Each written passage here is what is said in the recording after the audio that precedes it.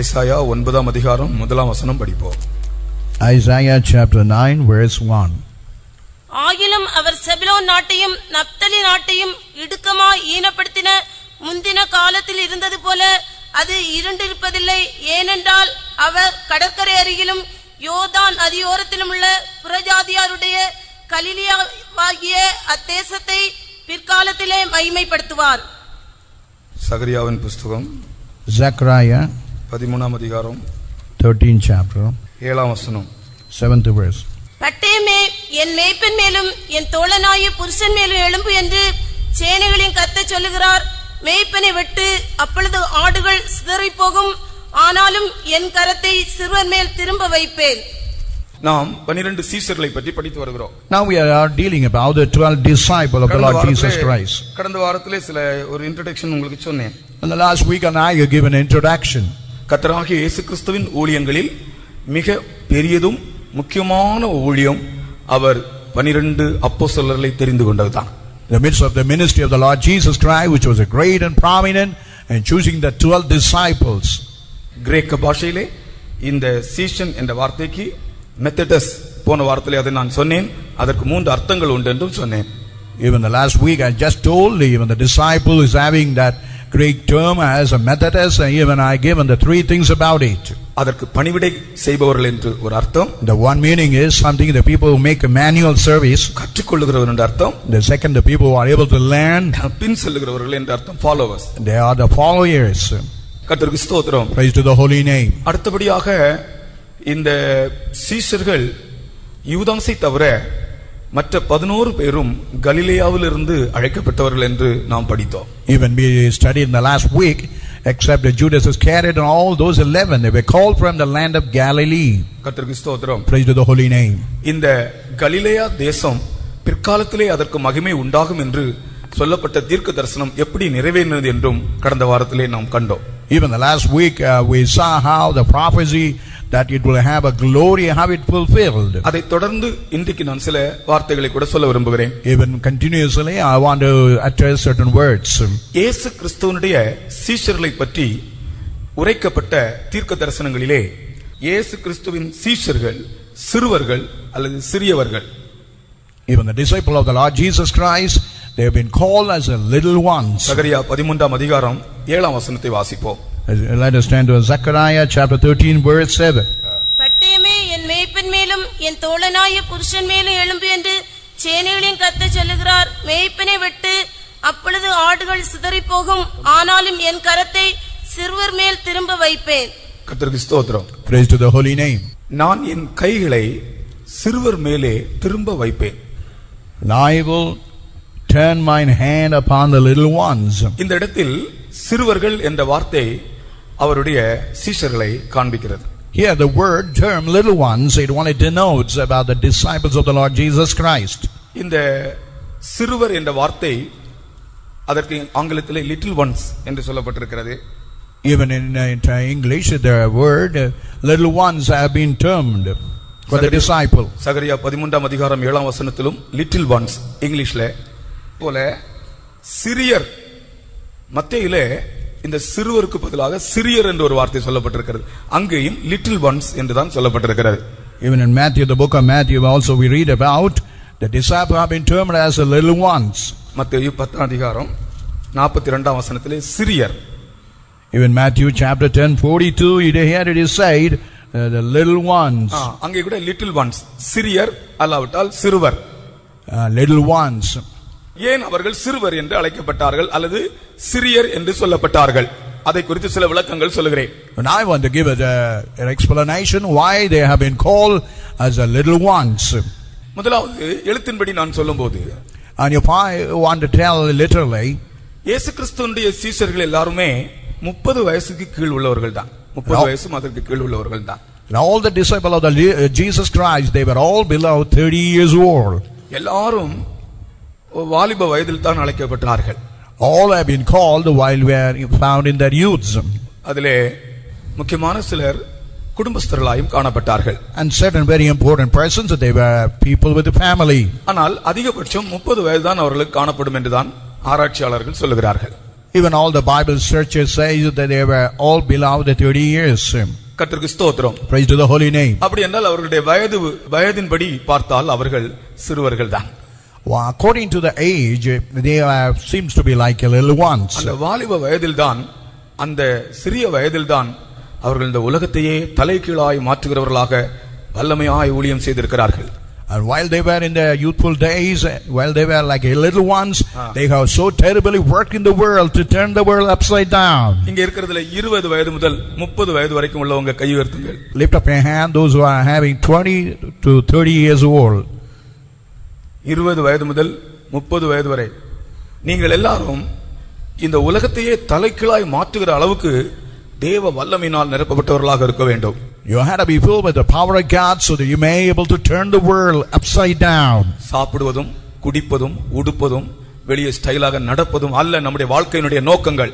It's not eating and drinking and walking. It is not our intention and aim of our life. அழைக்கப்பட்டவர்களாய் ஆண்டவரை பின்பற்றி இந்த சுவிசேஷத்தை அறிவித்து உலகத்தை தலைகீழாக மாற்றுவதுதான் நம்முடைய நோக்கமாக இருக்கிறது. And our intention that we have been called and we had to evangelize the intention of the Lord to the world. இரண்டாவது, இவர்கள் சிறுவர்கள் என்று அழைக்கப்பட காரணம் என்ன? Secondly, why they have been termed as the little ones? இவர்கள் தாழ்ந்த நிலையிலிருந்து அழைக்கப்பட்டவர்கள். And they have been called from the very low estate. இவர்கள் எல்லாருமே ஒரு நடுத்தரமான அல்லது ஒரு தாழ்மையான நிலைமையிலிருந்து அழைக்கப்பட்டவர்கள். And they all were found in an average, in the middle type of life. Society, even the society, அவர்களுடைய அறிவு, even the knowledge, அவர்களுடைய தொழில், even the profession, அவர்களுடைய சுபாவம், even the nature, இவற்றை அடிப்படையாக பார்த்தால் இவர்கள் தாழ்த்தப்பட்ட நிலைமையில் உள்ளவர்கள் தான். And while you look at all these background, they all look like the people found in the ignoble state. முதலாவது அவர்களுடைய சமூக நிலையை பற்றி சொல்லுகிறேன். அவர்களுடைய society. First of all, I want to tell about the social life in the society. அவர்கள், நான் ஏற்கனவே உங்களுக்கு சொன்னது போல, இவர்கள் எல்லாரும் கலிலேயர். As I already told, they were all belong to the land of Galilee. இவர்கள் எல்லாரும் கலிலேயர். And all were being the land of Galilee. தேவதூதன் வந்து அவர்களை அழைத்தது கூட கலிலேயராகிய மனுஷரே என்றுதான் அழைத்தான். And even the angel, when they called them, oh men of Galilee. இந்த கலிலேயாவை பற்றி சில காரியங்கள் கூட நீங்கள் அறியும்படி உங்களுக்கு சொல்லுகிறேன். Even regarding the land of Galilee, I want to know certain thing about it. கலிலேயாவை பற்றி படித்தால், while you learn about Galilee, பூர்வீகமாக இதிலே புறஜாதிகள் தான் குடியிருந்திருக்கிறார்கள். While you look into the former days, only Gentile heathens who were dwelling in that land. ஆனால் அதற்கு பிற்பாடு ஆசேர், நப்தலி, செபுலோன் கோத்திரத்தார் இதிலே குடியேறினார்கள். And after that we can find Asaph, Naphtali and Gideon and all those people, they were able to dwell in this land. புறஜாதிகள் இங்கு அதிகமாக குடியிருந்தபடியால் தான் இது புறஜாதியாருடைய கலிலேயா என்று அழைக்கப்பட்டது. As the Gentiles were living much in the land, it was called the Galilee of the Gentiles. பிற்பாடு ஆசேர், நப்தலி, செபுலோன் கோத்திரத்தார் இதிலே குடியேறினார்கள். Asaph, Naphtali, Zebulun, all those were dwelling in this place. நாளடைவில் என்ன நடந்தது தெரியுமா? And after due course, what happened now? யூதர்கள் புறஜாதியாரோடு கலந்து கொண்டார்கள். Even the Jewish people were able to mix with the Gentiles, the heathens. ஆகையால் இவர்களுடைய பாஷை ஒரு கலந்த பாஷையாக மாறிவிட்டது. That's why the language became a mixed language. அவர்கள் யூத பாஷைக்கும் இந்த கலிலேயர் பேசுற பாஷைக்கும் கொஞ்சம் வித்தியாசம் இருந்தது. Even as the language what the Jewish people had, even what the language the Galilee people had a little difference. அதனால் தான் பேதுருவை குறித்து மார்க் 14 அதிகாரம் 70 வசனத்திலே சொல்லப்படும் பாஷை அதை வெளிப்படுத்துகிறது என்று சொல்கிறார்கள். And that's why in Mark the Gospel chapter 14:70 they say your language itself is betraying that. அவன் மறுபடியும் மறுதலித்தான். சற்று நேரத்துக்கு பின்பு மறுபடியும் அருகே நிற்கிறவள் பேதுருவை பார்த்து, மெய்யாகவே நீ அவள் ஒருவன், நீ கலிலேயன், உன் பேச்சு அதற்கு ஒத்திருக்கிறது என்றார்கள். உன் பேச்சு அதற்கு ஒத்திருக்கிறது என்றார்கள். Now they say your words is something equal to that. கலிலேயனாய் இருந்தபடியினால், as he was happened to be a Galilean, அவர்கள் அந்த கலப்பு பாஷை, and they had a mixed language. அந்த பாஷையிலேயே அவர்கள் கலிலேயன் என்று கண்டுபிடிக்கிறார்கள். Only through the language itself they were able to identify that he was a Galilean. கலிலேயர் பொதுவாக நாகரிகமற்றவர்கள் என்று அழைக்கப்பட்டார்கள். Even Galilean were in those days were called uncivilized. யூதர்கள் கலிலேயர்களை நாகரிகமற்றவர்களாக எண்ணினார்கள். Even the Jewish people considered the Galileans as uncivilized. கலிலேயாவிலும் யூதர்கள் இருந்தார்கள், ஆனால் அவர்கள் நாகரிகமற்றவர்கள் என்று எண்ணப்பட்டார்கள். Even in Galilee there were some Jewish people, they were called as uncivilized. அது மட்டுமல்ல, இங்கிருந்து தீர்க்கதரிசிகளே எழும்புவதில்லை என்றுதான் ஒரு பொதுவான ஒரு கருத்து இருந்து வந்தது. And they had a general opinion, no prophets will rise from this land. இது அவர்களுடைய ஆவிக்குரிய உணர்ச்சியற்ற ஒரு நிலைமையை காண்பிக்கிறது. It all speaks about the spiritual where they had no emotion. அப்ப இந்த சூழ்நிலையில் தான் கலிலேயா காணப்படுகிறது. Well, in these circumstances the Galilee seems to be appearing. எல்லா விதத்திலும் அவர்களுடைய சமூக நிலைமையிலே அவர்கள் தாழ்த்தப்பட்ட ஒரு அனுபவம். Even in all the social life they seems to be something degraded. அங்கேதான் நம்முடைய ஆண்டவர் வளர்ந்தார். Only in that place our Lord Jesus Christ was able to brought up. அவர் கலிலேயாவிலே உள்ள நாசரேத்தூரிலே வளர்ந்தார். And he was brought up in the place of Nazareth which was found in Galilee. அவரை பாதுகாக்கும்படியாக எகிப்துக்கு கொண்டு போனார்கள். அதற்கு பிறகு அவருக்கு பாதுகாவலாக நாசரேத்திலே அவர் வளர்ந்தார். And for the sake of security he was taken to Egypt. After that he was brought up only in the place of Nazareth. நான் இந்த இடத்திலே நான் விளங்கிக் கொண்ட ஒரு சத்தியம் என்னவென்றால், நாம் நம்மை ஒரு தாழ்ந்த நிலைமையிலே நாம் காணப்படுவது நமக்கு ஒரு பாதுகாவல் என்று அதை நினைக்க வேண்டும். What I able to understand, when we are brought up in the lower state, is only something like a protection and security. அங்கேதான் கிறிஸ்து வளர்ந்தார். Only in that place Jesus Christ was brought up. அங்கேதான் இந்த 11 பேரும் தெரிந்து கொள்ளப்பட்டார்கள். Only from that place 11 have been chosen. கர்த்தருடைய நாமத்துக்கு ஸ்தோத்திரம். Praise to the holy name. இது அவர்களுடைய சமூக நிலைமை. This is the social life of those disciples. இரண்டாவதாக அவர்களுடைய அறிவு சம்பந்தமாய் பார்க்கும்போது, secondly, while you look pertaining to the knowledge and wisdom of the world, இவர்கள் அறிவு சம்பந்தமாய் நாம் பார்க்கும்போது, while you look into the aspect of knowledge, இவர்கள் படிப்பறிவு இல்லாதவர்கள், பேதைகள் என்றுதான் எழுதப்பட்டிருக்கிறது. it has been written they have been ignorant and illiterate. அப்போஸ்தலர் 4ஆம் அதிகாரம் 13ஆம் வசனத்திலே, Acts Apostle chapter 4 verse 13, இவர்கள் படிப்பறிவு இல்லாதவர்களும் பேதைகளும் என்று எழுதப்பட்டிருக்கிறது. now we have been dealt that they were ignorant and illiterate. பிரியமானவர்களே, ஒரு ஸ்தாபனமோ அல்லாவிட்டால் உலகத்தில் ஒரு மனிதனோ ஒரு படிப்பறிவில்லாத ஒரு பேதையான மனிதனை தனக்கு சீஷனாக ஏற்றுக்கொள்ள மாட்டான். Whatever the institution that found in the world will never accept a ignorant illiterate as a person for them. உதாரணமாக ஒன்று சொல்கிறேன். For example, I want to tell one thing. தாவீதின் ஆலோசனைக்காரனை பற்றி நான் படித்தேன். And even I read about the counselor of David. 1 நாளாகமம் 27ஆம் அதிகாரம் 32ஆம் வசனத்திலே, First Chronicle 27:32. தாவீதின் ஆலோசனைக்காரனை பற்றி படித்தபோது, Now while you look into the counselor of David, அவன் புத்தியும் படிப்பும் உடையவனாக இருந்தான். and he was a man having knowledge and wisdom. புத்தியும் படிப்பும் உடையவனாக இருக்கிறான். 1 நாளாகமம் 27ஆம் அதிகாரம் 32ஆம் வசனம். First Chronicle chapter 27 verse 32. தாவீதின் சிறிய தகப்பனாகிய யோனத்தான் என்னும் புத்தியும் படிப்பும் உள்ள மனுஷன் ஆலோசனைக்காரனாயிருந்தான். புத்தியும் படிப்பும் உள்ள மனுஷன். And he was a wise man and a scribe. தாவீதுக்கு ஒரு ஆலோசனைக்காரன், அவன் புத்தியும் படிப்பும் உள்ளவன்.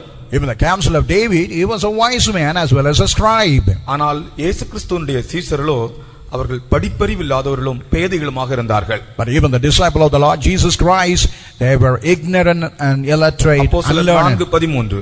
And Acts Apostle chapter 4 verse 13. பேதுருவும் யோவானும் பேசுகிற தைரியத்தை அவர்கள் கண்டு அவர்கள் படிப்பறியாதவர்கள் என்றும் பேதைமை உள்ளவர்கள் என்றும் அறிந்தபடியினால் ஆச்சரியப்பட்டு, அவர்கள் படிப்பறியாதவர்கள், அவர்கள் பேதைகள். They were unlearned and ignorant. கர்த்தருக்கு ஸ்தோத்திரம். Praise to the holy name. அப்ப அவர்களுடைய அந்த அறிவு பகுதியை நாம் பார்க்கும்போது, அவர்கள் அறிவாளிகள் அல்ல, அவர்கள் படிப்பாளிகளும் அல்ல, அவர்கள் பேதைகள், இயேசு கிறிஸ்துவினுடைய சீஷர்கள். Even while you look into the aspect of the knowledge, they were not as scholars, they were not as learners, but they were some to be illiterate and unlearned. இது எதை காண்பிக்கிறது? What it denotes? உலக ஞானத்தை கொண்டு நாம் ஆண்டவருக்கு ஒரு சாட்சியாக இருக்க முடியாது. With the worldly knowledge, wisdom, we cannot be a witness for the Lord. உலக ஞானம் எப்போதுமே தேவ ஞானத்தோடு எதிரே தான் நிற்கும். Whatever the worldly wisdom, it always stand contrary to the godly wisdom. ஆகையால் தான் இயேசு சீஷர்களை தெரிந்து கொள்ளும்போது படிப்பறியாதவர்களை தெரிந்து கொண்டார். That's why while Lord God Jesus Christ chosen the disciple, he had chosen the unlearned, ignorant இந்த people. வாழ்க்கையிலே ரெண்டு விதமான பேதைகள் இருக்கிறார்கள். Even in this life, we can find two kind of ignorant people. ஒன்று அவர்கள் உண்மையாகவே படிப்பறியாமல் பேதைகள், அவர் படிக்கவும் இல்லை பேதைகள். And really, they are unlearned, they are really இன்னொரு ignorant. கூட்டத்தினர் படித்தவர்கள் கூட இயேசு கிறிஸ்துவை அறியும் போது தங்களை பேதைகளாய் மாற்றிக்கொள்கிறார்கள். Another group, even though they are learned, they turn themselves as ignorant. நம்மை ஞானிகள் என்று எண்ணினால் இந்த ஜீவியம் நமக்கு இடரலாக இருக்கும்.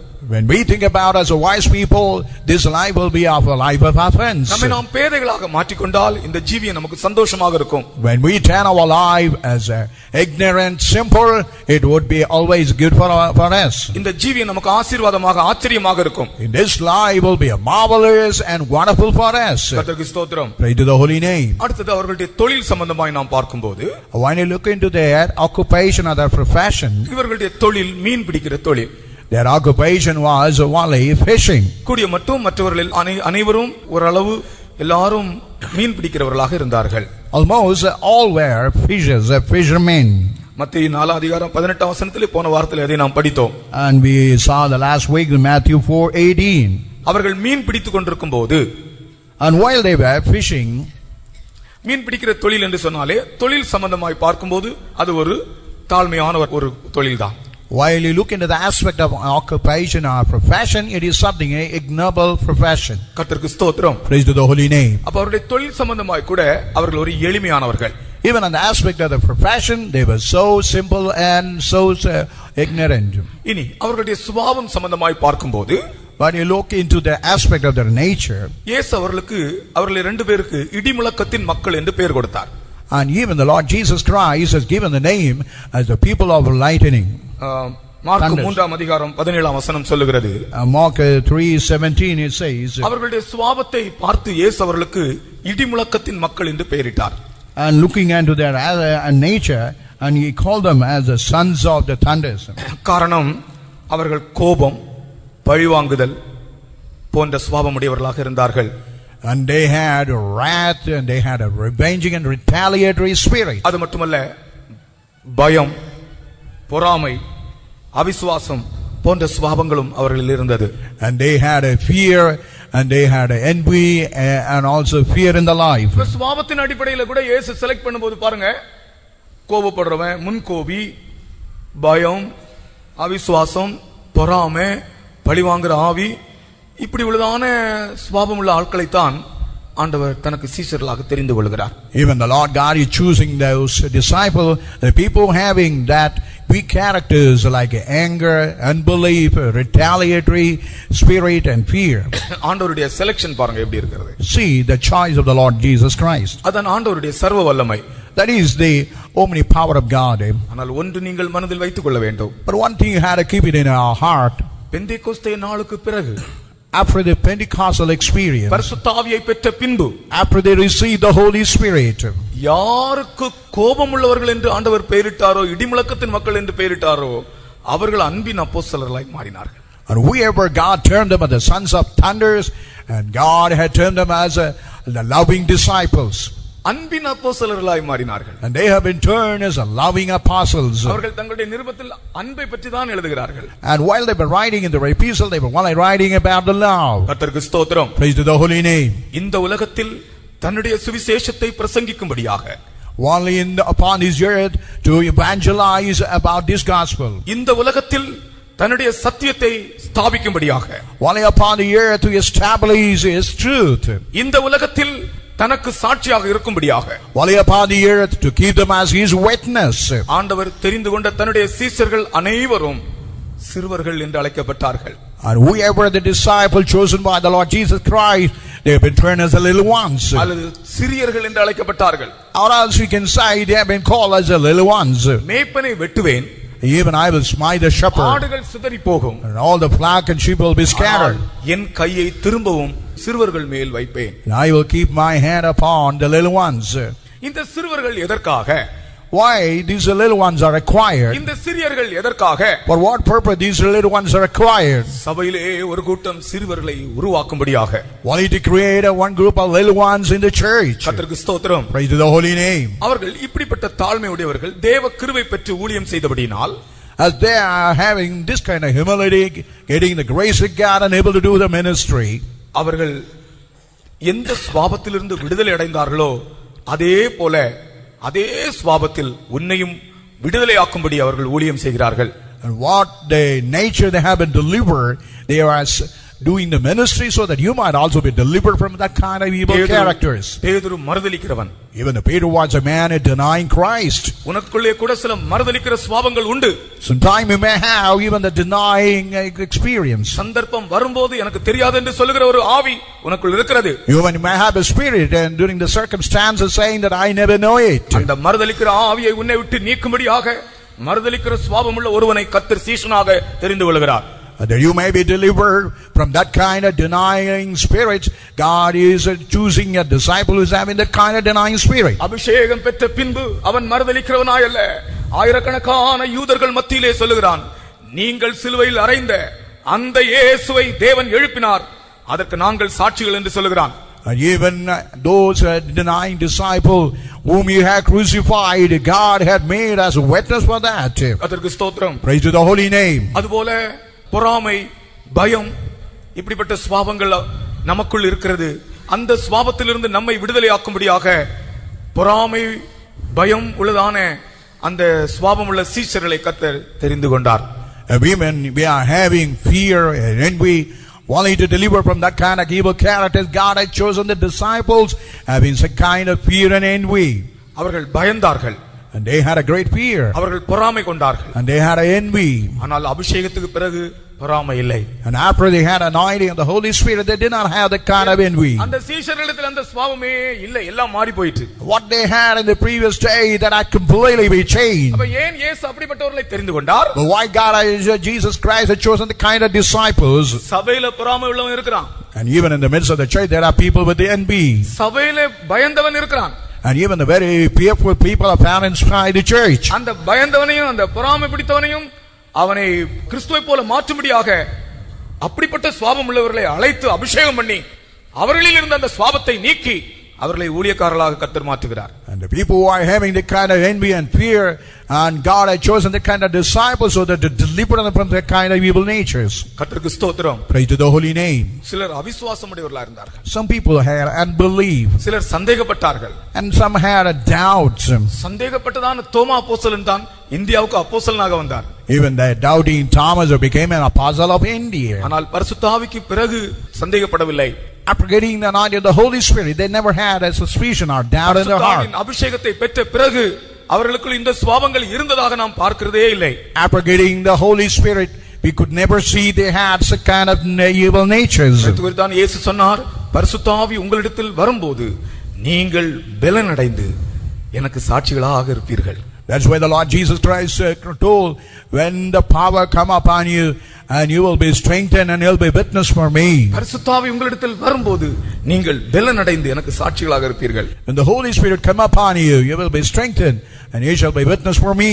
கர்த்தருக்கு ஸ்தோத்திரம். Pray to the holy name. அபிஷேகம் வந்த பிறகு எந்த சுபாவத்திலே இவர்கள் தோல்வியா இருந்தார்களோ அந்த சுபாவத்திலே இவர்கள் சாட்சியாக மாறினார்கள். While God the anointed of the Holy Spirit, what a nature they had a defeat, the same nature they are able to be a victorious. கர்த்தருக்கு ஸ்தோத்திரம். Praise to the holy name. சந்தேகப்பட்ட தோமாவுக்கு இனி சந்தேகமே இல்லை. That Thomas who had a doubt no longer will have that kind of doubts as suspicion. அவர்களை பற்றி ஒவ்வொருவரை பற்றி நான் இனி உங்களுக்கு பைபிள் ஸ்டடி எடுக்கும்போது அவர்களுடைய சுபாவங்களை பற்றி நான் தெளிவாக சொல்லுகிறேன். And even while I take every one of the disciples, I will tell clearly about the nature. அவர்கள் சிறுவர்கள், அதாவது தாழ்த்தப்பட்டவர்கள், தாழ்ந்தவர்கள், அதாவது அவர்களுடைய சமூக நிலைமையிலும் அவர்களுடைய அறிவிலும் அவர்களுடைய தொழிலிலும் அவர்களுடைய சுபாவ ரீதியிலும் அவர்கள் மிகவும் தாழ்மையானவர்கள். And they are little ones in their social life, even in their knowledge, even in their occupation, even in all the state they were so ignoble. அவர்கள் எக்ஸலென்ட் அல்ல. They were not so superior and excellent. ஒரு சாதாரண நிலைமையில் உள்ளவர்களை தான் கர்த்தர் அழைக்கிறார். Only the people who are found in an ordinary position, God is choosing them. அதுதான் அவருடைய கிருபையின் ஐஸ்வரியம். That is only the riches of His grace. ஹல்லேலூயா. கிருபையின் ஐஸ்வரியத்துக்கு இவ்வளவு அல்லேலூயா தானா? இப்பொழுது நீங்கள் அறிந்து கொஞ்சம் விளங்கி இருப்பீர்கள் இயேசு கிறிஸ்து ஏன் இப்படி தாழ்த்தப்பட்டவர்களை அழைத்தார் என்று. And you would have understood little why Jesus Christ had chosen this sort of little ones. இன்றைக்கு உலகத்தில் மனிதன் மிகவும் தாழ்த்தப்பட்ட நிலைமையில் தான் அவன் காணப்படுகிறான். Even in the world we can find man have been found in an ignoble and degraded state. ஆனால் இந்த ஊழியம் எந்த தாழ்த்தப்பட்ட மனிதனையும் இயேசுவை போல மாற்றுகிறது. But this ministry, whatever degraded man, will change him like Jesus Christ. கர்த்தருடைய பரிசுத்த நாமத்துக்கு மகிமை உண்டாவதாக. Praise to the holy name. ஆகையினால் தான் இப்படிப்பட்டதான சீஷர்களை இயேசு கிறிஸ்து தெரிந்து கொண்டது அவருடைய கிருபையின் ஐஸ்வர்யம் என்று உங்களுடைய டைரிகளிலே நீங்கள் எழுதிக் கொள்ளுங்கள். And it is only the riches of grace have made the disciples of those ignoble state to be chosen for the ministry. Write it down in your diary. அடுத்ததாக அவர் 12 பேரை தெரிந்து கொண்டார். And actually we could find he had chosen the 12. அந்த சீஷர்களுடைய இலக்கம் 12. Even the number of the disciples were 12. சில ஆராய்ச்சியாளர்கள் இந்த 12 என்கிற எண்ணிக்கையை சில விஷயங்களில் முக்கியப்படுத்துகிறார்கள். Even some research scholars, the number 12, they give importance. சில ஆராய்ச்சியாளர்கள் சொல்லுகிறார்கள் இந்த 12 என்பது ஒரு உலக எண் என்று சொல்லுகிறார்கள். Even some scholars they say the number 12, it is a worldly number. திரித்துவம் 3, திரித்துவத்தின் 4 மடங்கு 12. And even the triunity is 3, 4 into 3, it is called 12. அது மட்டுமல்ல, இந்த 12ஐ அந்த நாட்களிலே அரசாங்க எண்ணாக கூட உபயோகித்திருக்கிறார்கள். Even this 12 in those days, they have used it as a number of the government. இஸ்ரவேலின் கோத்திரங்கள் 12. Even the tribes of the Israelites were 12. நியாயத்தீர்ப்பு கொடுக்கும்படிக்கு அவர்களுக்கு கொடுக்கப்பட்ட சிங்காசனங்கள் 12. Even only to present the judgment, the seeds throne have been given as a 12. புதிய எருசலேமின் வாசல்கள் 12. Even in New Jerusalem, the gates were 12. நகரத்தின் அஸ்திவாரம் 12.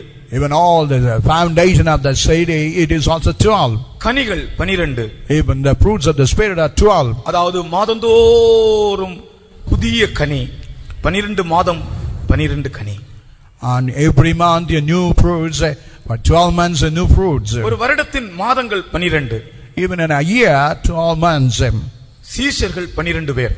Even the disciples were 12. ஒருவன் இல்லாமல் போனான், உடனே அவனுடைய ஸ்தானத்தை அந்த 12ஐ நிரப்பும்படி ஒரு ஆளை தெரிந்து கொண்டார்கள். When one person had failed and missed, another person had been chosen to fill that gap. பாருங்கள், அந்த நமக்கு எழுத்தின்படி எண்ணிக்கை பற்றி ஒரு விஷயம் இல்லை. But according to us, the number is not a great thing for us. ஆனா உலகத்துல இன்னைக்கு நம்பருக்கு பின்னால ஒரு பெரிய பிசாசு ஆவி இருக்கிறது. Even in the world, behind the number, there's some spirit is behind it. காருக்கு நம்பர் வாங்கினா கூட லக்கி நம்பர்னு ஒன்னு வாங்குறாங்க. Even while they get a number for the car, they get some lucky numbers. சிலர் நம்பர் என்று சொன்ன உடனே அது ஒவ்வொரு நம்பருக்கும் ஒரு அர்த்தம் வச்சிருப்பாங்க. Even some people number me, for each number they do have a meaning and interpretation. சிலர் தங்களுடைய பர்த்டே என்றைக்கு அந்த பர்த்டே வருதோ அந்த நம்பரை வச்சு அதுல சில சாஸ்திரம் சொல்லுவாங்க. Even the birthday, those number, they will able to tell about astrology. அவர்கள் எண்ணிக்கை வைத்து அவர்கள் ஒரு ஆவியினால் பிடிக்கப்படுகிறார்கள். With that number, they have been seized with a special spirit. நமக்கு இயேசு கிறிஸ்து 12 பேரை ஏன் தெரிந்து கொண்டார்? Why the Lord Jesus Christ has chosen the 12 disciples? அதுக்கு என்ன சாஸ்திரம்? What is any kind of prominence? என்ன சாஸ்திரம் அதுக்கு? What is the prominent found behind it? இயேசு கிறிஸ்து 12 பேரை தெரிந்து கொண்டதுக்கு ஏதாவது சாஸ்திரம் இருக்கிறதா? You got any kind of prominence behind it? அவருக்கு சாஸ்திரம் கிடையாது. But he never had anything behind it. அவர்ட்ட ஏன் 12 பேரை தெரிந்து கொண்டு ஏன் 13 பேரை தெரிந்து கொள்ளவில்லை என்று கேட்டால், and why he had chosen 12 not 13? அது அவருடைய சித்தத்தின்படி உள்ள காரியங்கள். It's all related to the will of God. கர்த்தருக்கு ஸ்தோத்திரம். Praise to the holy name. அவருடைய சித்தத்தின்படி தான் அந்த எண்ணிக்கை. It's all the number is according to his will. இஸ்ரவேலின் கோத்திரங்கள் 12. And even the Israelites tribes were 12. நியாயம் தீர்க்கும்படி வைக்கப்பட்ட சிங்காசனங்கள் 12. Even the 12 throne kept for the judgment. புதிய எருசலேமின் வாசல்கள் 12. Even in New Jerusalem the gates were 12. மாதந்தோறும் கனிகள், அப்படி மொத்தம் 12 மாதம் 12 கனிகள். And monthly they were giving fruits for 12 months. There are 12 fruits. இப்படி அந்த 12 என்பது அது வேத புத்தகத்திலே அது கர்த்தருடைய சித்தப்படி உள்ளதான ஒரு எண்ணிக்கை. And even the number 12 according to the scripture, it is according to the will of God. ஒருவன் அந்த 12 இருந்து குறைந்து போனான். One man fell from that to number 12. அவன் எழுதப்பட்டபடியே அப்போஸ்தல பட்டத்திலிருந்து அப்போஸ்தலருடைய அந்த உத்தியோகத்திலிருந்து அவன் விலகி போனான். What it was written according to that bishopric, he had been missed and he lost it. அது அவனை பற்றி எழுதப்பட்டிருந்தபடி அவன் அது நிறைவேறியது. What it was written about him, it has been completely fulfilled. அதை நான் யூதாசை பற்றி எடுக்கும்போது அதனுடைய விளக்கம் என்ன என்று சொல்லுகிறேன். And while I take the Judas Iscariot, and I would give that explanation. கர்த்தர் அந்த நாட்களிலே 12 பேரை தெரிந்து கொண்டார். God had chosen in those days the 12. ஆனால் இப்பொழுதும் அதே ஸ்தானத்திலே ஆட்களை தெரிந்து கொண்டே இருக்கிறார். Even in the same way, in the same status, God is choosing His people. கர்த்தருடைய நாமத்துக்கு ஸ்தோத்திரம். Glory be to His holy name. அவர் இந்த ஊழியக்காரர்களை அவர்களுடைய தாழ்ந்த நிலைமையிலிருந்து அழைத்து அவர்களுக்குள் மகிமையான ஒரு சுவிசேஷத்தை வைத்தார். And the Lord God had chosen the disciple from the ignoble state and kept a glorious gospel in them. இந்த 12 பேரை அழைத்து கர்த்தர் அவர்களுக்கு அப்போஸ்தலர் என்று பெயரிட்டார் என்று பார்க்கிறோம். And God called the 12 and He had given the name as apostles. அப்போஸ்தலர் என்று பெயரிட்டதை பற்றி அடுத்த வாரத்திலே நான் உங்களுக்கு சொல்லுகிறேன். And the next week I will tell the explanation for the term apostle. ஆனால் குறிப்பாக நாம் அறிய வேண்டிய ஒரு விஷயம், But specifically what the matter what we must know, இந்த இயேசு கிறிஸ்துவினுடைய மலை பிரசங்கம் இருந்ததே, even the sermon on the mount of the Lord Jesus Christ, அந்த மலை பிரசங்கத்துக்கு முன்னாலே தான் இந்த 12 பேரை கர்த்தர் அழைத்திருக்கிறார். even before the sermon on the mount, Jesus Christ had chosen this 12. அவர்களை அழைத்து அதன் பிறகு உடனே நடந்த காரியம் மலை பிரசங்கம். After He had called those 12, the next thing what had happened is only the sermon on the mount. கர்த்தருக்கு ஸ்தோத்திரம். Praise to the holy name. அப்படி என்றால் மலை பிரசங்கத்தை இவர்களுடைய மிஷன், அதாவது அந்த 12 பேருக்கும் ஒரு ஊழியம், அந்த ஊழியத்திற்கு அஸ்திபாரமாக அவர்களிலே காணப்பட வேண்டிய தன்மைகள் என்ன, சுபாவங்கள் என்ன என்பதுதான் இந்த மலை பிரசங்கத்தினுடைய சாராம்சம். While I look into the theme of the sermon on the mount, how they had to be like a missionary, as how they had to minister for the Lord, it's only the theme about that sermon on the mount. இயேசு கிறிஸ்துவினுடைய ஊழியம் செய்ய வருகிற யாரா இருந்தாலும் இந்த மலை பிரசங்கத்தில் சொல்லப்பட்டிருக்கிற அந்த சத்தியத்தின் சாராம்சங்கள் இல்லாதவர்களாக இருந்தால் இந்த ஊழியம் அவர்களுக்கு சக்சஸ்ஃபுல்லா இருக்காது, ஜெயமாக இருக்காது. And whosoever come to do the ministry for the Lord Jesus Christ, if they do not have the essence of the sermon on the mount, the ministry will never be productive. It will never bring a good consequence. இயேசு கிறிஸ்து இந்த மலை பிரசங்கத்தை செய்வதற்கு சற்று முன்புதான் இந்த 12 பேரை தெரிந்து கொள்கிறார்.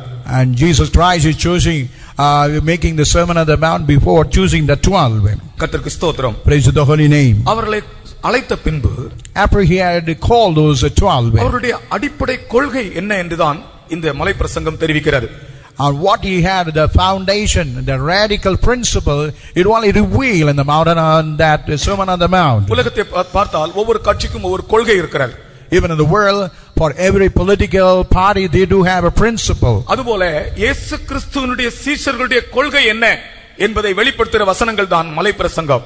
And the sermon on the mount, it's only revealed about what were the principle of the disciples of Jesus Christ. கர்த்தருக்கு ஸ்தோத்திரம். Praise to the holy name. ஆவியில் எளிமை உள்ளவர்கள் பாக்கியவான்கள். And the people who are blessed are the poor in the spirit. முதலாவது அவர்களுக்கு அவர் சொல்லிக் கொடுக்கிறது ஆவியில் எளிமையை தான். And first what He was teaching, that they had to be poor in the spirit. அருமையான ஊழியக்காரர்களே, விசுவாசிகளே, இயேசு கிறிஸ்துவினுடைய சீஷர்களுடைய கொள்கை இதுதான், ஆவியில் எளிமை உள்ளவர்கள் பாக்கியவான்கள். Oh dear beloved, the principle of the disciple, that they are to be poor in the spirit. துயரப்படுகிறவர்கள் பாக்கியவான்கள், அவர்கள் ஆறுதல் அடைவார்கள். Blessed are they that mourn, therefore they shall be comforted. கர்த்தருக்கு ஸ்தோத்திரம். Praise to the holy name. துயரத்தில் ஆறுதல் அடைகிறவர்கள். In the midst of the mourning are sorrowful, that they get a comfort. அதே போல சபையும் அப்படித்தான், துயரம் வந்தாலும் துயரத்தில் ஆறுதல் உண்டு. Even the church, in the midst of the sorrow, they will have a comfort. கர்த்தருக்கு ஸ்தோத்திரம். Praise to the holy name. துயரப்படுகிறவர்கள் பாக்கியவான்கள், அவர்கள் ஆறுதல் அடைவார்கள். Blessed are they that mourn, for they shall be comforted. அவங்க 12 பேரை அழைத்த பிறகு அவங்களுடைய கொள்கையை படிப்பிக்கிறார் பாருங்க ஆண்டவர். After choosing thus 12, the Lord Jesus Christ is teaching about the principle. நான் சொல்றேன், பெந்தேகோஸ்தே சபைக்கு வந்தா முதலாவது பெந்தேகோஸ்தே சபையினுடைய கொள்கைகளை படிங்க. What I want to say, when you come for the Pentecostal mission, you must learn about the principle of the Pentecostal mission. இந்த மிஷனுடைய கொள்கை என்ன என்று படியுங்கள். You had to learn what is the principle of this mission. இயேசு கிறிஸ்துவினுடைய மிஷனுடைய கொள்கை என்ன என்று படியுங்கள். And you had to learn about the mission, even the principle of the Lord Jesus Christ. கர்த்தருக்கு ஸ்தோத்திரம். Praise to the holy name. சாந்த குணமுள்ளவர்கள் பாக்கியவான்கள். And blessed are they that they are meek, அவர்கள் பூமியை சுதந்தரிப்பார்கள். for they shall inherit the earth. பூமியை சுதந்தரிப்பார்கள்னா இங்க ஒரு 500 acre வாங்குவாங்கன்னு அர்த்தம் இல்ல. And they will inherit the earth to mean that they will get 500 acres. 1000 வருட அரசாட்சியிலே இந்த பூமியை அவர்கள் சுதந்தரிப்பார்கள். And during the millennium they will be able to inherit this earth. கர்த்தருக்கு ஸ்தோத்திரம். Praise to the holy name. அப்ப அவர் என்ன படிக்கிறார் தெரியுமா? நான் உங்களை தெரிந்து கொண்டிருக்கிறேன், நீங்கள் சாந்த குணமுள்ளவர்களாய் ஊழியம் செய்ய வேண்டும். And I have chosen you. You had to do the ministry out of meekness. சபையை சாந்த குணமுள்ள சபையாய் மாற்ற வேண்டும். And you had to make the church with the meekness. நீதியின் மேல் பசிதாகம் உள்ளவர்கள் பாக்கியவான்கள். Blessed are they which do hunger and thirst after righteousness, அவர்கள் திருப்தி அடைவார்கள். for they shall be filled. அப்ப நீங்கள் நீதியின் மேல் பசிதாகத்தோடு இருக்க வேண்டும். And you must have thirst and hunger for the righteousness. கர்த்தருக்கு ஸ்தோத்திரம். Praise to the holy name. ஒரு அநீதி கூட உங்களுக்குள்ள இருக்க கூடாது. You must never have a single unrighteousness. ஒரு சிறிய அநீதி கூட இருக்க கூடாது. Even the little unrighteousness never be seen in your life. அப்ப அவங்க ஊழியக்காரங்க கொள்கையை பாருங்க, சொல்லி கொடுக்கிறார். ஒரு அநீதி, சிறிய அநீதி கூட இருக்க கூடாது. And he was telling about the principle to those disciples that even the little unrighteousness never be seen in them. Pastor PM Thomas ஊழியக்காரர் கூட்டத்துல ஒரு எக்ஸாம்பிள் சொன்னார். Even Pastor P.M. Thomas in the workers meeting was citing one example. அந்த பழைய காலத்துல ராஜாக்கள் நியாயம் தீர்க்கும்போது சிங்காசனத்துல உட்கார்ந்து இருப்பாங்களாம். அவங்க தலைக்கு மேல ஒரு பட்டயம் அப்படியே கட்டி தொங்க விடப்பட்டிருக்குமா. இவர்கள் நியாயஸ்தானத்துல உட்கார்ந்து நியாயம் தீர்க்கும்போது அநீதியாக ஏதாகலும் நியாயம் தீர்த்தால் அந்த கட்டி தொங்க விடப்பட்டிருக்கிறதான பட்டயம் தானாகவே அருந்து அந்த ராஜாவினுடைய தலையில விழுமா. Even used to say the king was seated to deliver the judgment. While he was delivering the judgment, if you do it unrighteously, even the sword which has been made to hang upon his head, automatically it will be snapped and fall upon his head. Kannagi சரித்திரம், அது ஒரு அந்த சரித்திரமா இருந்தா கூட அந்த ராஜா சொல்றான் பாத்தீங்களா, கடைசில அவன் செய்து தப்பு என்று உணர்ந்த உடனே, ஆராயாமல் தீங்கு விளைத்த யானோ அரசன், யானே கள்வன், என் ஆயுள் இன்றே கெடுக என்று சொல்லி அவன் சிங்காசனத்தின் கீழே விழுந்து சாகுறான்.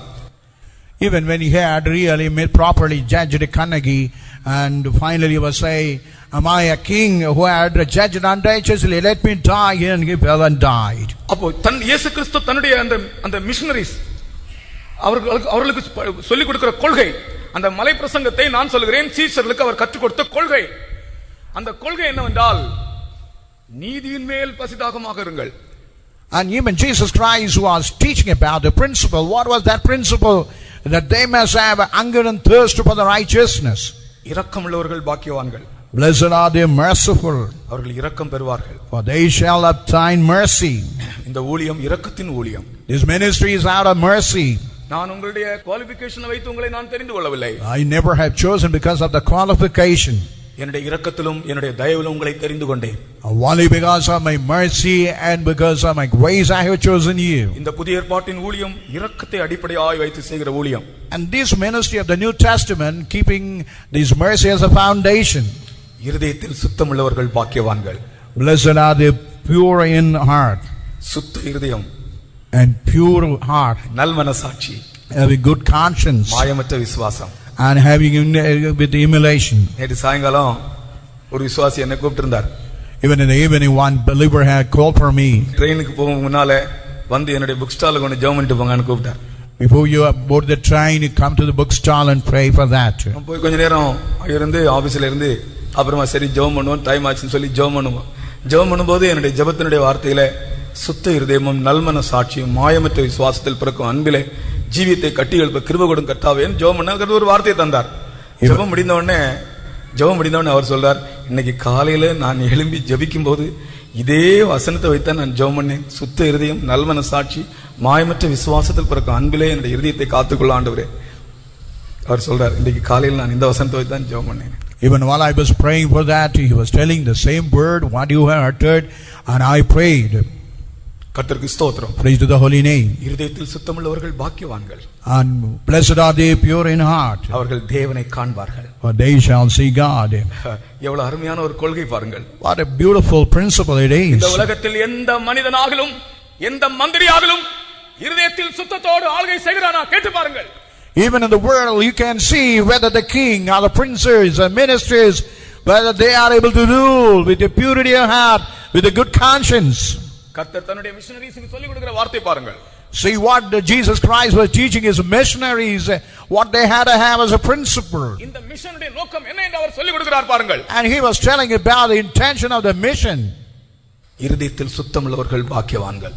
Blessed are the pure in heart, அவர்கள் தேவனை தரிசிப்பார்கள். for they shall see God. அப்படி என்றால் இந்த ஊழியம் தேவனை தரிசிக்காமல் செய்ய முடியாது.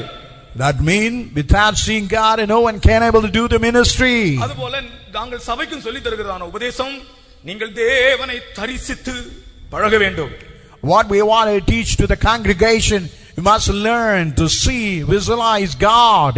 உங்கள் ஜீவியத்தில் தேவனை தரிசிக்கிற ஒரு அனுபவம் உங்களுக்கு உண்டா? Even in your life, do you have a life of visualizing, seeing your God? சும்மா அப்படியே வந்து உட்கார்ந்துட்டு போக கூடாது. You should கூட்டத்துக்கு வந்து போகிற விசுவாசிகளா இருக்க கூடாது. You should never come ordinarily and seated and idly going away. சபையை, தேவ ஜனத்தை அவரை தரிசிக்கிறவர்களாய் மாற்றும்படியாகத்தான் இந்த ஊழியக்காரர்கள். அதனால் தான் இந்த ஊழியக்காரர்கள் சுத்த இருதயத்தோடு இருந்து தேவனை தரிசிக்கிறவர்களாக இருக்கிறார்கள். That's why the servant of God with a pure heart, the church and all those people, they must be able to visualize and able to see God. சமாதானம் பண்ணுகிறவர்கள் பாக்கியவான்கள். Blessed are the peacemakers, அவர்கள் தேவனுடைய புத்திரர் எனப்படுவார்கள். for they shall be called the children of God. நீங்கள் யார்? Who are you? நீங்கள் 12 பேரும் யார் தெரியுமா? And who are found among the 12? Peace makers. You are all the peacemakers. சமாதானம் பண்ணுகிறவர்கள். And you are all the makers of peace. கர்த்தருக்கு ஸ்தோத்திரம். Praise the holy name. இந்த ஊழியத்தினுடைய நோக்கமே சமாதானம் பண்ணுவது. The main aim and intention of the ministry only to make peace. எங்கே சமாதானம் இல்லையோ, wherever there is absence of peace, உடனே போய் அங்க சமாதானம் பண்ணுவதுதான் இந்த மிஷனுடைய நோக்கம். then going over and creating peace, that is the aim of the mission. அதனால தான் இந்த சுவிசேஷத்துக்கு பெயர் சமாதானத்தின் சுவிசேஷம். That is why the name of the gospel of peace. எந்த வீட்டில் சமாதானம் இல்லையோ அந்த வீட்டுக்கு சமாதானம் கூறு என்று சொன்னார். Whatever the house have no peace, you proclaim peace to that house. நீங்கள் ஒரு வீட்டுக்கு போனால் அந்த வீட்டுக்கு சமாதானம் என்று சொல்லுங்கள். Whatever the house you go, you proclaim peace to that house. இயேசு கிறிஸ்து இந்த சீஷர்களுக்கு சொல்லுகிறார், நீங்கள் ஒரு வீட்டுக்கு போகும்போது அந்த வீட்டுக்கு சமாதானம் என்று சொல்லுங்கள். And even the Lord Jesus Christ telling the disciple, when you go over to your house, you say peace to that house. நீங்கள் சமாதானத்துக்கு பாத்திரம் அங்கே இருந்தால் நீங்கள் சொன்ன சமாதானம் அங்கே நிற்கும். The people who are in that house are worthy for that peace, or whatever the peace you have proclaimed, that will stand there. ஊழியக்காரங்கள் ஒரு வீட்டுக்கு விசிட்டிங் போகும்போது அந்த ஸ்டெப்ல கால் வைக்கும் போதே இந்த வீட்டுக்கு சமாதானம் என்று மனதிலே சொல்ல வேண்டும். Even the workers of God, when they step into a believer house, while they were on the step, they must say, let there be peace in the house. அந்த வீட்டில் சமாதானம் உண்டாக வேண்டும். There must be peace be created inside that house. கர்த்தருக்கு ஸ்தோத்திரம். Praise to the holy name. ஒரு வீட்டுக்கு visiting போனேன். Even I went for a visiting to a house. வெளியே நிற்கும் போதே புருஷனும் மனைவியும் பயங்கரமான சண்டை போடுற சத்தம் கேட்கிறது. Even while I was standing out and I able to hear the husband and wife, they quarreling bitterly each other. ரெண்டு பேரும் பேசுறாங்க ஈக்குவலா. And even both are equally, they are exchanging hard words. அவரும் நல்லா பேசுறாரு, இவங்களும் பேசுறாங்க, இந்த சிஸ்டரும். And even both are equally exchanging the words together. நான் அப்படியே வராண்டாவுல ஏறி அப்படியே கொஞ்ச நேரம் உட்கார்ந்திருந்தேன். And even I was just got into the veranda and silently I was passively waiting. அவங்க சண்டை போட்டு வெளியே வந்தாங்க. And after they had quarreled each other, they came out of the room. நான் உட்கார்ந்திருக்கிறதை பார்த்தார்கள். And they saw that I've been seated in the veranda. அந்த புருஷன் அப்படியே என்னுடைய கால்ல விழுந்துட்டார். Even that husband just he fell down my feet. Pastor, நீங்கள் என்னுடைய வீட்டுக்கு விசிட்டிங் ரொம்ப நாளா வரல, அதனால தான் எங்களுக்குள்ள சமாதான கேடு உண்டாயிற்று. Pastor, for a very long days you never came for visiting. That's why we had a peaceless state within us. அது என்ன நடந்தது என்றால் அந்த மனைவி புருஷனுக்கு விரோதமா ஒரு தப்பு பண்ணிட்டாங்க. And even that wife against her husband, she did something evil. Our அழுறார். And he was crying out. ரெண்டு பேரும் அழுறாங்க. Even both of them joined together, they were making weeping. கடைசில நான் கொஞ்ச நேரம் அவர்களை விசாரித்தேன். And finally I just inquired all those matters. கடைசில அவர்கள் அந்த சகோதரி தன்னுடைய தவறை ஒத்துக்கொண்டார்கள். Finally that sister accepted her error. அவர்களை அன்று ஒப்புரவாக்கினேன். Then I was able to make them to reconcile each other. தேவனுடைய சமூகத்தில் அவர்கள் பண்ண தீர்மானத்தில் அவர்கள் இன்றைக்கு வரைக்கும் உண்மையாக இருக்கிறார்கள். அதற்கு பிறகு அவர்கள் ரெண்டு பேருக்குள்ளே எந்த பிரச்சனையுமே இல்லை. இப்ப கிட்டத்தட்ட ஒரு 16 வருஷம் இருக்கும் என்று நினைக்கிறேன். அந்த 16 வருஷங்களாக அவர்கள் ரெண்டு பேருக்குள்ளால எந்த பிரச்சனையுமே இல்லை.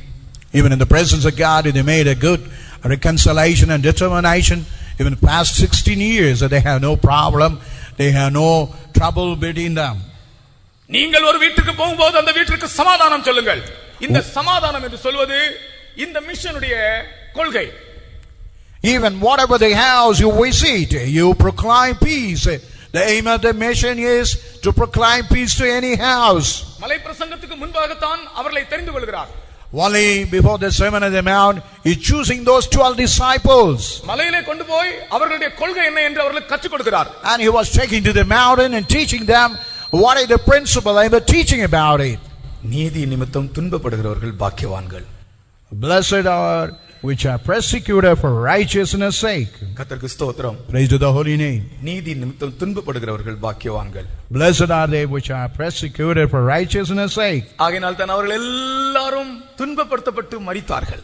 That's why they all been persecuted and tortured. Finally, they saw death. நான் இன்றைக்கு சொன்ன விஷயம் என்னவென்றால், What the matter I want to tell today, இயேசு 12 சீஷர்களை அழைத்து Jesus Christ calling the 12 disciples, அவர்களுடைய கொள்கை என்ன என்று சொல்லிக் கொடுத்தார். and he was teaching them what were their principles. இன்னும் அவருடைய பிரதிஷ்டைகளை குறித்து நான் பின்னாலே சொல்லுகிறேன்.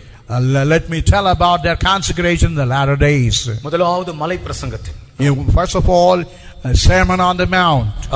அந்த மலை பிரசங்கத்தினுடைய கொள்கை ஊழியக்காரர்களுக்குள் வரும்போது அது சபைக்குள்ளும் பிரதிபலிக்கிறது. When the Sermon on the Mount come inside the workers, even the same thing will be reflected in the church and church believers. கர்த்தர் நமக்காக அன்றைக்கு சீஷர்களை அழைத்து வேறு பிரித்திருக்காவிட்டால் நம்மை நடத்துவது யார்? If the Lord Jesus Christ never called and separated, who would be guiding and who would be leading our life? சாதாரண நிலைமையில் இருந்த ஆட்களை உலகத்திலேயே மிகவும் உயர்ந்த மனுஷராக மாற்றின இயேசு கிறிஸ்துவின் கிருபையின் ஐஸ்வரியத்தை நினைத்து அவரை துதிப்போமாக. And the Lord God who called them from the ignoble state and exalted to the very prominent place, let's think about the grace of the Lord Jesus Christ and praise him. உலகத்தில் மிகுந்த தாழ்ந்த ஒரு சமுதாயத்திற்பட்டவர்களை, தாழ்ந்த சுபாவமுடையவர்களை, excellent அல்ல ஒரு தாழ்ந்த சுபாவம் உள்ளவர்களை அழைத்து இந்த உலகத்திலேயே மிகவும் பெரிய மனுஷராக்கின, பெரிய பரிசுத்தவான்கள் ஆக்கின அவருடைய கிருபையின் ஐஸ்வரியத்தை தியானித்து பாருங்கள். Let's meditate the riches of his mercy, the grace, the people who have found the ignoble state. Amen. And who had exalted to the very prominent level. எத்தனையோ வருடமாக உனக்குள்ள ஒரு பொல்லாத சுபாவம் உன்னை அலட்டிக் கொண்டே இருக்கிறது. அதை நீ ஜெயிக்க முடியாமல் தவிக்கிறாயே. Even for many long years, and some kind of evil nature is struggling and you are not able to be delivered out. ஆனால் சீஷர்களுக்குள்ள இருந்த பலவீனமான சுபாவங்கள் எல்லாம் அபிஷேகத்தோடு ஒழிந்து போயின. Whatever the weakness found in the disciple because of the anointing of the Holy Spirit, it all had been vanished away. பயந்தவர்கள் தைரியசாலிகளாய் மாறினார்கள். The people who were covered, they became courageous. சந்தேகப்பட்டவர்கள் விசுவாசித்தார்கள். The doubting people became a people of faith. அவர்கள் கோபப்படுகிறவர்கள் அன்பின் அப்போஸ்தலர்களாய் மாறினார்கள். Even the people who had a wrath and anger, all have became a loving disciple. ஆனால் உன்னுடைய குடும்பத்தை பற்றி என்ன? What about your family? சில பொல்லாத சுபாவங்கள் வருட கணக்காக உங்கள் குடும்பத்தை பிழிந்து நொறுக்கி நசுக்கி எடுத்துக் கொண்டிருக்கிறது. Even some kind of evil nature for many long years have been seized and squeezing you. உன்னுடைய நாகரிகத்திலிருந்து உன்னை விடுவிக்கும்படியாக நாகரிகமற்ற ஊழியக்காரர்களை கர்த்தர் அழைத்தார். Wanting to deliver from all kind of fashion and civilization, God had chosen the uncivilized workers of God. உன்னுடைய ஸ்டைலில் இருந்து உன்னை விடுதலை ஆக்கும்படியாக நாகரிகமில்லாத மனுஷரை தன்னுடைய ஊழியத்திற்காக அழைத்தார். And wanting to deliver you out of all kind of style, he had delivered uncivilized, the workers who have no kind of fashions and civilization. இன்றைக்கு உலக நாகரிகத்துக்குள்ளே அமிழ்ந்து போய் கொண்டிருக்கிறது. Even the whole world is inundated, going under this kind of fashions. கர்த்தராகிய இயேசு கிறிஸ்துவினுடைய சீஷர்கள் நாகரிகமற்ற கலிலேயர். Even all the disciples, they were uncivilized Galileans. எதற்காக? For what purpose? சபையை நாகரிகமில்லாதவர்களாய் மாற்றுவதற்காக. Is only to make the church without civilization of the world. கர்த்தருக்கு ஸ்தோத்திரம். Praise the holy name. விடுதலை அடையுங்கள். You get the deliverance. ஜெயம் பெறுங்கள். You get the victory over. கர்த்தர் இன்றைக்கு இப்படிப்பட்ட ஒரு ஊழியத்தை நமக்கு ஸ்தாபித்திருக்கிறாரே. And the Lord God established this sort of ministry. இயேசு கிறிஸ்துவினுடைய மிஷன் This is எப்படிப்பட்ட விசேஷமானது பாருங்கள். How wonderful the mission of the Lord Jesus Christ.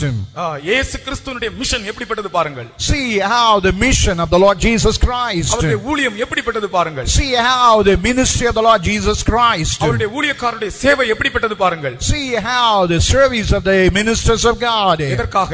For what purpose? பெரிய ஜனக்கூட்டத்தை அப்படிப்பட்டவர்களாய் மாற்றும்படியாக.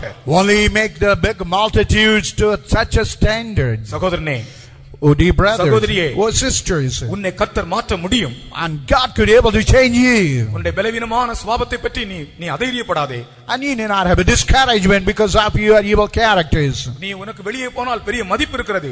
When you go out, you have a good reputation. ஆனால் நாகமானுக்குள்ள ஒரு குஷ்டரோகம் இருந்தது போல உனக்குள்ளே ஒரு தாழ்ந்த தர குறைவான ஒரு சுபாவம் உன்னை அழுத்திக் கொண்டே இருக்கிறது. As Naaman had a leprosy, all kind of ignoble nature seems to be subjecting you, putting you down. ஓ, நீ பயப்படாதே. இயேசு கிறிஸ்து உனக்காக மிஷனரிமாரை ஏற்படுத்தி இருக்கிறார், ஒரு ஊழியக்காரரை ஏற்படுத்தி இருக்கிறார். அவருடைய ஊழியம் உன்னை அப்படிப்பட்ட தரக்குறைவான சுபாவத்திலிருந்து விடுதலை ஆக்கும்படியாக என்பதை விசுவாசிப்பாயாக. You believe God, Jesus Christ, a chosen the mission and missionary, the workers of God, so that they deliver from this kind of ignoble state. Amen. இயேசு கிறிஸ்துவினுடைய சீஷர்கள் எப்படிப்பட்டவர்கள் என்று உங்களுக்கு சொன்னேனே. As I told, what kind of state are those disciples of Jesus Christ? எல்லாரையும் கர்த்தர் பரிசுத்தவான்களாய் மாற்றினார். And God had changed them all, the saints of God. நம்மை மாற்ற மாட்டாரா? Would not God change us? அந்த வேலை தான் இப்பொழுது செய்து கொண்டிருக்கிறார். And that work He's doing in our midst today. Amen. அந்த வேலை தான் செய்து கொண்டிருக்கிறார். Even He's doing the same work in our life. நான் விசுவாசிக்கிறேன் என்று சொல்லு. You say, Lord, I believe it. இயேசுவே, என்னை நீர் மாற்ற முடியும் என்று நான் விசுவாசிக்கிறேன் என்று சொல்லுங்கள். வாய் திறந்து. Say, Lord Jesus, I believe that you could change me utterly. ஆமென். ஆமென். நீங்கள் விசுவாசித்தால் உங்கள் மேல் ஒரு அபிஷேகத்தை கர்த்தர் தருவார். If you believe it, God would send a mighty anointing upon you. Hallelujah. Hallelujah. Hallelujah. Hallelujah. Hallelujah. Hallelujah. Amen. Amen. Hallelujah. Hallelujah. Amen. Amen. Amen. சொல்லுங்கள், கர்த்தர் உங்களுக்கு ஒரு அபிஷேகத்தை தருகிறார். Now you say God is sending a mighty anointing upon you. அவர்கள் முழு உலகத்தையும் கலக்கிறவர்களாய் மாறினார்கள். They became the troublers, the troubling the whole world. இன்றைக்கு அப்படிப்பட்ட ஒரு ஊழியத்தை கர்த்தர் உங்களுக்கு தந்திருக்கிறார். Even today God has given some kind of ministry to you. ஊழியக்காரரை தந்திருக்கிறார். Even God has given some kind of workers. ஊழியக்காரரே, உங்களுடைய ஸ்டாண்டர்ட் என்ன? Oh workers, what is your standard? நீங்கள் அப்படிப்பட்டவர்களா இருந்தால் இந்த ஜனத்தை நாம் அதுபோல மாற்றலாம். Oh, if you have that standard, you can make these people like that standard. ஆமென். கர்த்தர் நம்முடைய மத்தியில் கிரியை செய்து கொண்டிருக்கிறார். Even in our midst, the Lord. ദൈവത്തിന് മഹത്വം. ദി പെന്തക്കോസ്ത് മിഷനിലെ പഴയകാല ചീഫ് പാസ്റ്റർമാരായിരുന്ന pastor A C. Thomas, pastor C. John, pastor Freddy Paul മുതലായവരുടെയും മറ്റെല്ലാ പ്രധാന പാസ്റ്റർമാരുടെയും വിലയേറിയ പ്രസംഗങ്ങളും ബൈബിൾ സ്റ്റഡികളും ഇപ്പോൾ സിഡിയിൽ ലഭ്യമാണ്. കൂടാതെ വിവിധ ഭാഷകളിലുള്ള പാട്ടുകളടങ്ങിയ സിഡികളും ലഭിക്കപ്പെടും. അതുമാത്രവുമല്ല, പല ദൈവമക്കളുടെയും ദീർഘനാളായുള്ള ആഗ്രഹത്താലും പ്രാർത്ഥനയാലും ദി പെന്തക്കോസ്ത് പ്രസ് ട്രസ്റ്റിന്റെ ഏറ്റവും ജനപ്രീതിയാർജിച്ച ചില പ്രസിദ്ധീകരണങ്ങളും ഞങ്ങൾ വായിച്ച് സിഡിയിലാക്കിയിട്ടുണ്ട്. അതും ഇപ്പോൾ ലഭ്യമാണ്. സിഡികൾക്കും മറ്റെല്ലാ അന്വേഷണങ്ങൾക്കും Mathews Abraham, Thiruvalla, mobile numbers 9447795990 and 9349905990. കൂടാതെ സിഡികളെക്കുറിച്ചുള്ള വിശദ വിവരങ്ങൾ ഞങ്ങളുടെ വെബ്സൈറ്റിലും ലഭ്യമാണ്. ഞങ്ങളുടെ വെബ് അഡ്രസ് www.matthewstpmcd.com.